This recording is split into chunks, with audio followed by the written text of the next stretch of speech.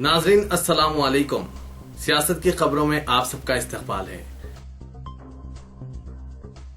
اسرائیلی police اور فلسطینیوں میں آج یروشلم کے دھماکوں صورتحال والے مقام مسجد اقصی کے احاطے میں تازہ جھڑپیں ہو گئی۔ اندیشہ ہے کہ آئندہ ہفتے میں مزید کشیدگی پیدا ہوگی، جبکہ یہودیوں کا تہوار سکوٹ شروع ہونے والا ہے۔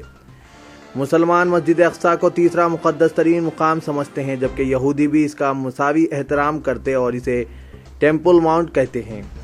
یہودیوں کو مسجد اقصی کے دورے کی اجازت ہے، تاہم کشیدگی کے اندیشوں کے تحت انہیں یہاں عبادت کرنے کی اجازت نہیں ہے۔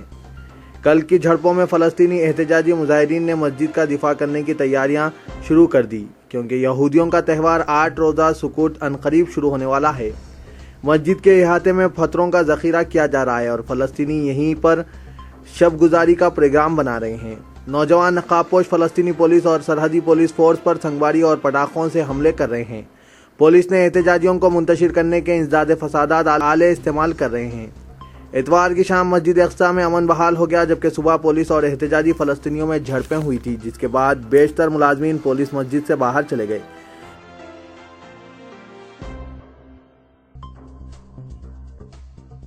حج کی بھگدڑ میں شہید ہونے والے ہندوستانی حجاج کی تعداد آج 45 تک پہنچ گئی ہے، جبکہ مزید 10 لاشوں کی شناخت ہو گئی۔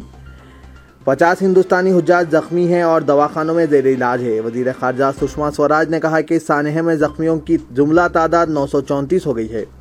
سعودی عہدیداروں نے 1090 شہید حجاج کی تصویریں جاری کی ہے۔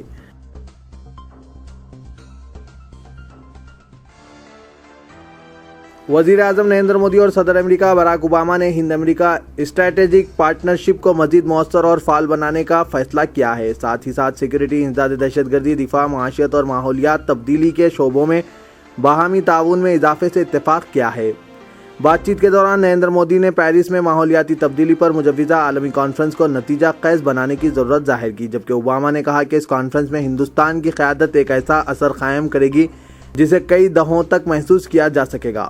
اوباما نے 1 گھنٹہ طویل بات چیت کے بعد کہا کہ ہم نے اس بات کا جائزہ لیا کہ باہمی اسٹریٹجک ویژن کو کس طرح مؤثر انداز میں آگے بڑھایا جائے۔ دونوں قائدین کی 1 سال میں یہ تیسری ملاقات تھی۔ اوباما نے کہا کہ تمام اہم مسائل پر وزیر اعظم نریندر مودی ہمارے اہم ساجھیدار رہے ہیں۔ مودی نے بھی صدر امریکہ کی دوستی، ویژن اور باہمی روابط کے لیے عہد کی پابندی کی ستائش کی۔ انہوں نے کہا کہ ہمارا دفاعی تعاون بشمول دفاعی تجارت اور ٹریننگ وسعت اختیار کر رہی ہے۔ دہشت گردی کے خطرات جس طرح ابھر رہے ہیں، ہم نے اسی مناسبت سے انسداد دہشت گردی اور انتہا پسندی کے معاملے میں باہمی تعاون کو مزید گہرا بنانے کا فیصلہ کیا ہے۔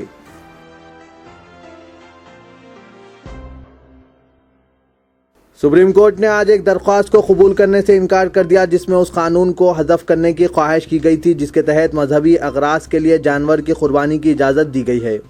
عدالت نے کہا کہ عوام کی جانب سے صدیوں سے چلی آ رہی قدیم روایات کے تعلق سے ہم اپنی آنکھیں بند نہیں کر سکتے۔ Chief justice ایچ.ایل. دتو اور جسٹس امیتوا رائے پر مشتمل بینچ نے کہا کہ ہم اس درخواست کو قبول نہیں کریں گے، ہم معذرت خواہ ہیں۔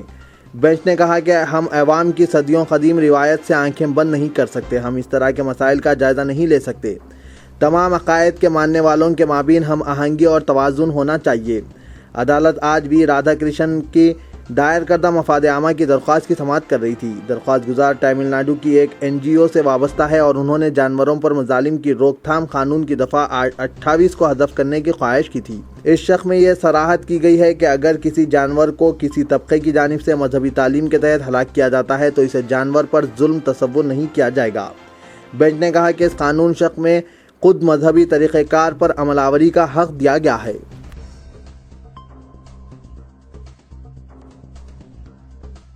خواہش سے کامیابی نہیں ملتی بلکہ کوشش سے کامیابی حاصل ہوتی ہے۔ تلنگانہ کے مسلمان اب اس انداز فکر سے تحفظات کے لیے جاری سیاست کی تحریک سے جڑ رہے ہیں اور جدوجہد کے ذریعے کامیابی حاصل کرنے کا جذبہ رکھتے ہوئے آگے بڑھ رہے ہیں۔ مسلمانان تلنگانہ انتخابی منشور اور اپنی تقریر میں چیف منسٹر کی جانب سے کیے گئے وعدے کو پورا کرنے اور تقررات سے قبل 12% مسلم تحفظات پر عمل آوری کا مطالبہ کر رہے ہیں۔ تحفظات کی صورت میں اپنے دستوری حق کے لیے مسلمانوں کی جانب سے جاری مہم جو سیاست کی جانب سے چلائی جا رہی ہے، اب ایک زبردست تحریک کی شکل اختیار کر گئی ہے۔ عموماً امتحان کی آخری تاریخ میں توسیع کے لیے مطالبہ کرنے والے مسلمان اب متحدہ طور پر تحفظات کے لیے زور دے رہے ہیں۔ تاکہ تعلیمی اور روزگار کے میدان میں اپنی عظمت رفتہ کو بحال کیا جا سکے، اور یہ ایک ایسا موقع تصور کیا جا رہا ہے جس کی مدد سے مسلمان سرکاری ملازمتوں میں 4% پائے جانے والے اپنے فیصد کو 12% تک پہنچا سکتے ہیں۔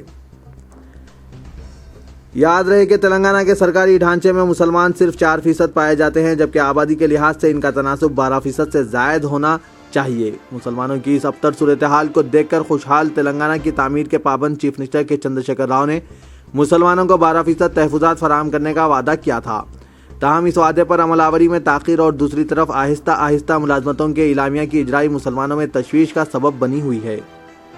روزنامہ سیاست نے اپنی صحافتی دیانتداری نبھاتے ہوئے مسلمانوں کے مسئلے پر عوام کا شعور اجاگر کرتے ہوئے مسلمانوں کے حق کی بات کی اور مہم کا آغاز کیا۔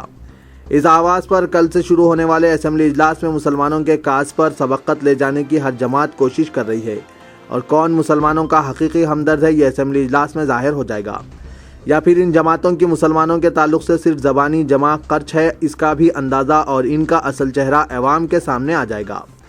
سدھی پیٹ کے ایک وفد نے آج روزنامہ سیاست کے دفتر پہنچ کر جناب عامر علی خان نیوز ایڈیٹر سیاست سے ملاقات کی اور مسلمانوں کی ترقی کے تعلق سے سیاست کی فکر اور کوششوں کی زبردست ستائش کی، اور کہا کہ سیاست کو یہ اعزاز حاصل ہے کہ وہ مسلم قوم کے ہر سنگین مسئلے پر ہمیشہ پیش رہا ہے، اور ہمیشہ مسلمانوں کے حق میں کھڑا ہونے کا صحرا بھی سیاست کے ذمہ داروں کو ہی جاتا ہے۔ اس وفد میں صدر سدھی پیٹ فاؤنڈیشن جناب سعادت نذیر، علیم الدین امان، حافظ مجید، عبد الواحد، اشرف، امتیاز افروز، کرانتی کرن امتیاز، نمائندہ سیاست و سینئر صحافی کلیم الرحمان دیگر موجود تھے۔ روزنامہ سیاست کی جانب سے شروع کردہ 12% مسلم تحفظات تحریک کے تحت نظام آباد میں دستخطی مہم کا آغاز ہو گیا۔ عید الاضحیٰ کے موقع پر قدیم عیدگاہ، جدید عیدگاہ، مدینہ عیدگاہ، عیدگاہ اہل حدیث کے علاوہ شہر کے 10 مساجد میں دستخطی مہم جاری رہیں۔ مسلم لیگ کے ضلع صدر ایم اے مقید، ریاستی سیکریٹری عبد الغنی کی قیادت میں 10,000 سے زائد دستخطیں حاصل کی گئی۔ ان قائدین نے بتایا کہ اس مہم کے تحت 1 لاکھ دستخطیں حاصل کرنے کا ارادہ ظاہر کیا، اور ان دستخطوں کو نیوز ایڈیٹر جناب عامر علی خان کے حوالے کیا جائے گا۔ بھینسا ٹاؤن میں شہر کی مختلف سیاسی، سماجی اور دیگر تنظیموں کی جانب سے تلنگانہ حکومت پر دباؤ ڈالنے کے لیے نمائندگیوں کا سلسلہ جاری ہے۔ بھینسا شہر میں آج ٹرینڈ یو ٹیچر یونین کے ایک وفد نے تحصیلدار دفتر میں یادداشت پیش کی۔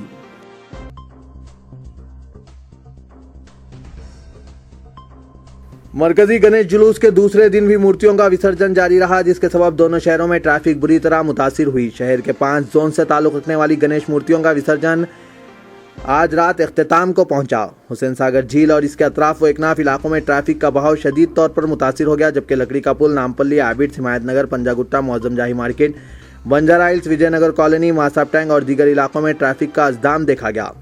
حالانکہ پولیس کمشنر نے گنیش وسرجن صبح ختم ہونے کا اشارہ دیا تھا، لیکن یہ سلسلہ شام تک جاری رہا۔ بہت سے وزرائے نے بتایا کہ سال 2015 میں گنیش وسرجن کے دوران تقریباً 22,000 مورتیوں کا وسرجن حسین ساگر جھیل میں عمل میں لایا گیا۔ کل شام 7 بجے یہ موصولہ اطلاع ملنے تک 900 سے زائد مورتیاں وسرجن کے لیے قطار میں دیکھی گئی۔ ٹریفک بری طرح متاثر ہونے کے باوجود ٹریفک پولیس عملہ بے بس دکھائی دیا، اور اس سال وسرجن جلوس کے حالات کے پیش نظر تمام اسکولز بند رہے، جبکہ سیکریٹریٹ اور دیگر دفاتر کو جانے والے افراد کو ڈیوٹی پر جانے کے لیے کافی دشواریوں کا سامنا کرنا پڑا۔ خنزیروں سے پھیلنے والی متعدی وبا سوائن فلو سے متاثر مزید ایک مریض آج گاندھی ہاسپٹل میں فوت ہو گیا، جس کے ساتھ ہی اگست سے 28 سپٹمبر تک اس وبا سے فوت ہونے والوں کی تعداد 6 تک پہنچ گئی ہے۔ علاوہ ازیں 10 نئے متاثرین کی شناخت بھی ہوئی ہے۔ تفصیلات کے مطابق امبرپیٹ کے ساکن 17 سالہ مریض آج فوت ہو گیا۔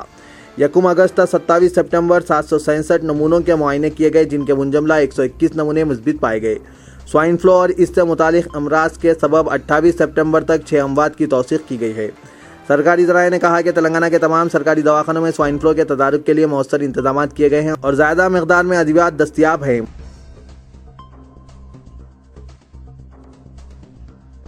ہمارے شہر حیدرآباد فرخندہ بنیاد کے شہریوں کی سب سے بڑی خوبی یہ ہے کہ وہ ضرورت مندوں کی مدد کے لیے پیش رہتے ہیں۔ مظلوموں کی حالت زار پر وہ تڑپ اٹھتے ہیں، چاہے وہ ظالم یہودی ہوں یا پھر ہمارے ملک کے فرقہ پرست۔ ان کے مظالم کی مذمت کرنے میں بھی حیدرآبادی سب سے آگے رہتے ہیں۔ کشمیر میں سیلاب آ جائے تو حیدرآبادیوں کا دل تڑپ اٹھتا ہے۔ گجرات اور مظفر نگر اور مسلمانوں کا قتل عام ہوتا ہے تو قاتلوں کے خلاف اس سرزمین سے آواز اٹھتی ہے۔ دہلی यूपी मुजफ्फरनगर में गरीब मुस्लिम बच्चों को जेवर तालीम से आरास्ता करने की बात आती है तो हमारे शहर के हमदर्दान मिल्लत इन बच्चों को जेवर तालीम से आरास्ता करने पहल करते हैं। गर्ज हैदराबादी शहरियों में ज़रूरतमंदों, हाजतमंदों और मजलूम इंसानों की मदद का जज्बा कूट कूट कर भरा हुआ है। इस मामले में रोजनामा सियासत और एडिटर सियासत जनाब जाहिद अली खान की कोशिशें भी काबिल सताइश हैं।